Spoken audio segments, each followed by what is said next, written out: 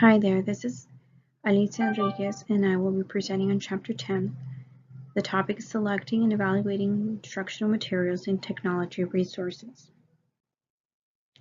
Before I get started with this chapter, there's a few questions I want you to think about. Just what is the textbook adoption process in your school district? Is your state on a cycle adoption, or do the school districts in the state have the option of adopting materials whenever they wish? The last thing I want you to ponder is, in the past, how have you made decisions about the instructional materials you have used to teach literacy and language? Chapter 10 is going to touch on all of these questions, so just keep in mind and go back and reflect on that. Does reading specialists have the responsibility of selecting best instructional materials? We're also responsible for helping teachers implement the adopted instructional materials in their classroom, and of course, overseeing the adoption and purchase of reading programs. Reading specialists have the requisite knowledge and the ability to analyze the research upon which the programs are based. I really like that quote that was presented in the chapter. The chapter also goes on to discuss two kinds of adoptions. The first one is state adoptions, and these are administered and implemented by the State Board of Education and the State Department of Education, and this usually occurs on a regular cycle, such as every 6 years. The other one is open territories, and this is really found in states where individual districts adopt literacy and language materials on cycles pretty much based on state funding. Whenever the funding is available, the districts and the schools are the ones that make the decisions on what to purchase. And of course, the adoption cycle is generally every 6 to 10 years. Now, the adoption process is about 7 steps long. Step 1, you provide background research on best practice. Step 2, examine district and school philosophy and needs. As a reading specialist, you need to make sure what your school initiatives and goals are, and of course keep in mind that when you do adopt these instructional materials. Step 3, be aware of state and district policies and guidelines that are in place of approved content area text. Step 4, establish guidelines for examining reading programs. The chapter talks about, it gives us a website, www.waveland.com, and it has a 20-question examining reading program material guide. And in case you need any guidelines or any questions that might come up on how to approach the adoption process, you can go and visit that website. Step 5, create a timeline for tasks or dates of completion. It's important as reading specialists you keep track of when the delivery dates are, when all submissions and paperwork need to be submitted. And of course, keep track and a log of all those important things. Step 6, designate a specific area for material display and comparison. Have a place where teachers can go and look at the adoptions side by side and of course really compare them and see what they have in common or what they have different. And the last one, step 7, compare and evaluate materials. This is, I'm assuming, for elementary. The adoption process for middle school and high school is slightly different, so just be aware of that.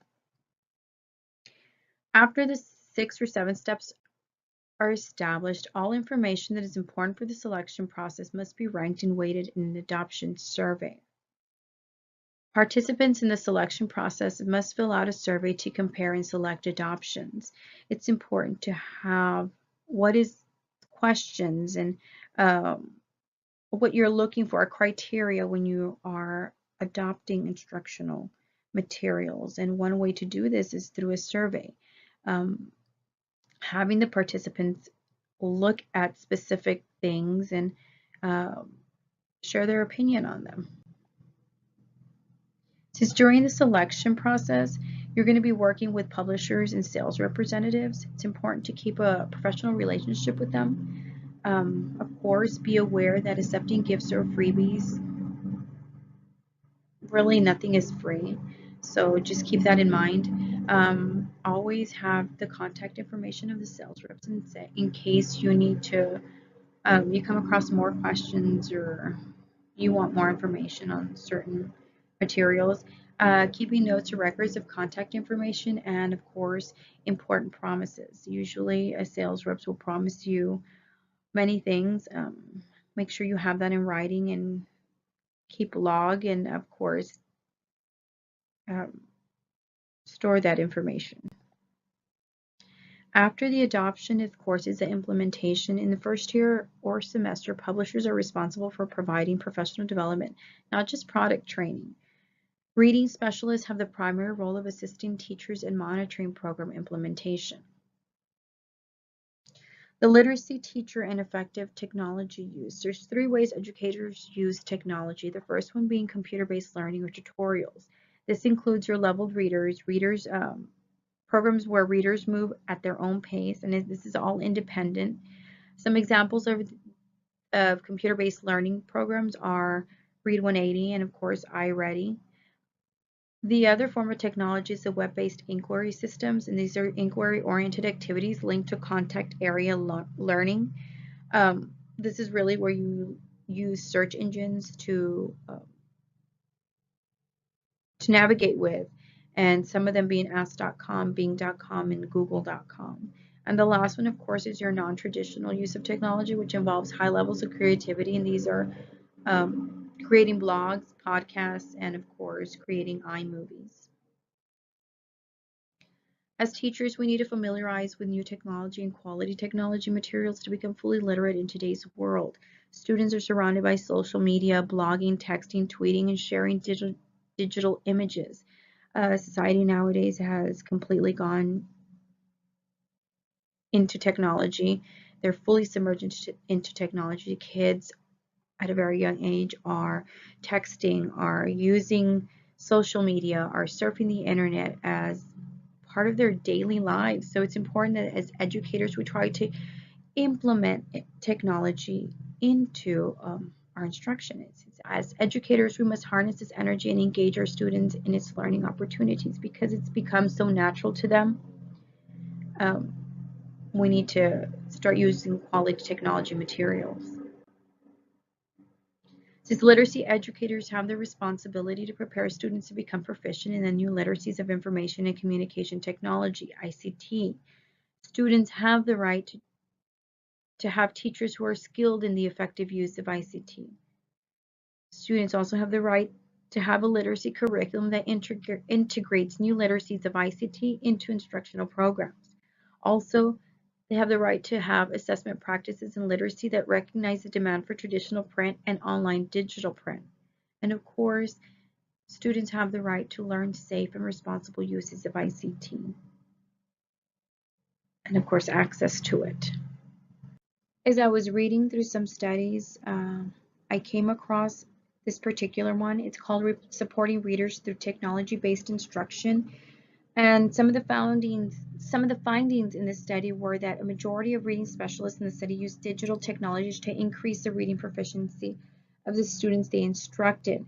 Reading specialists in the study used video recordings, they used video cameras, audio recorders, and of course they integrated, educational websites into their instruction.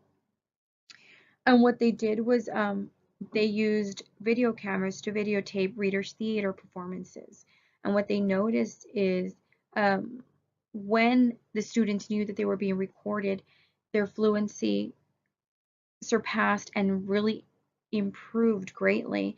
Why? Because students were more aware that they were being recorded and that these recordings were going to be shown to parents, so they wanted to try their best on them. Reading specialists also used timed readings, which were documented with audio recorders. Again, as soon as the kids knew that the recording button was on, they really tried to speed up the reading, which increased their fluency.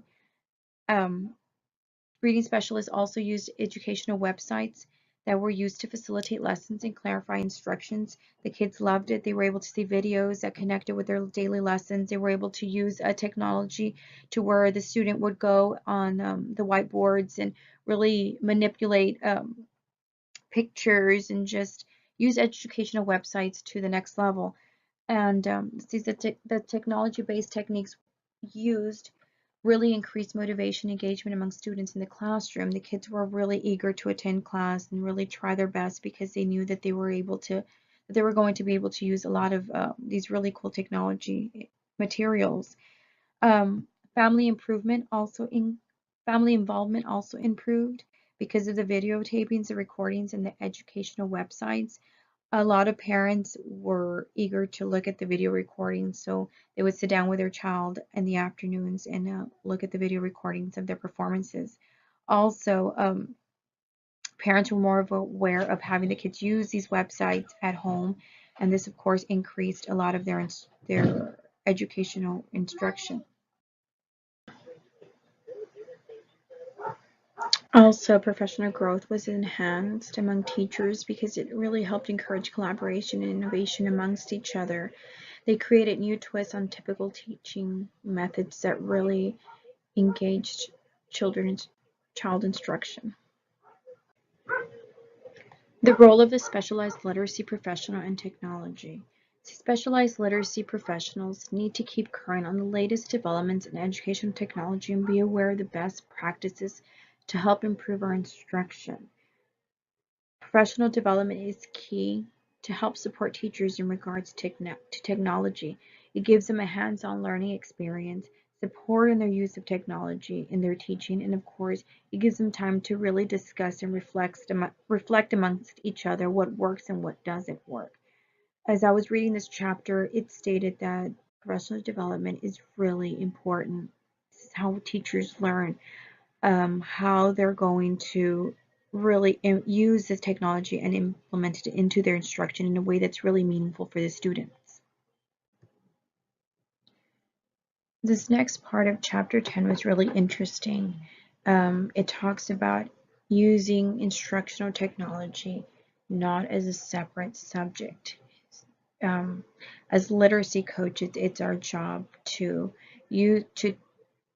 demonstrate to teachers to use technology just as print is being used, never to use it in isolation, to try to integrate it into our lessons to help them be engaging and just draw the students in. As these literacy coaches will assume key role in supporting teachers' use of technology in their classroom by supporting teacher implementation of technology in the same way that print is being addressed. We use print in a variety of different ways. As literacy coaches, it's our job to demonstrate to teachers that you can use technology in a variety of different ways, just like we use text. Showing teachers how to apply critical literacy to online material, showing teachers how to assist students' use of technology efficiently, providing demonstrations and consultations in and out of the classroom, a lot of modeling, collaborating with technology specialists to align with school goals and initiatives, provide professional development in the implementation of technology use, and of course to help teachers use the print-based content strategies to online strategies. Technology is not meant to be used in isolation. Just as we have strategies for print and text, we need to learn to apply those same strategies or just tweak it a little bit so that it fits our technology-based instruction. And of course, it's the literacy coach's responsibility to help facilitate this in a way where teachers will be able to use it in their classrooms. This concludes chapter 10. Here's a list of my other references that I used in conjunction to present this lesson, this chapter. I really found this chapter really informative. It really taught me a lot of the adoption process, which I wasn't really familiar with because as a teacher, I was used to these decisions being made for us already, but it really gave me insight on the whole process. And actually, this past week, we got an invitation through our administration to go visit at the McAllen Museum sales reps that were actually promoting the new state adoptions, which we will be having for the upcoming year. So I was really able to put what I learned in this chapter into use when I went this past Wednesday. So that really helped and was kind of an eye-opener because I was able to kind of relate to, put into practice what I read. And this concludes my chapter. Thank you.